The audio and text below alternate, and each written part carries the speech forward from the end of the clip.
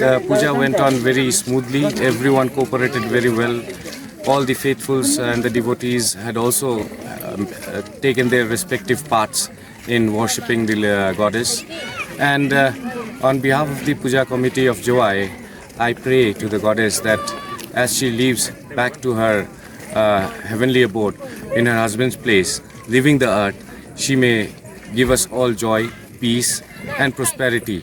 I wish that all the human beings, all the human race around the world be healthy and in peaceful relationship with one another, and maintain a brotherhood and carry on their duties as human beings in honest manner. That is my humble prayer to the goddess Durga on this occasion, auspicious occasion of Durga Puja, and I wish all and everyone happy Vijayadashami.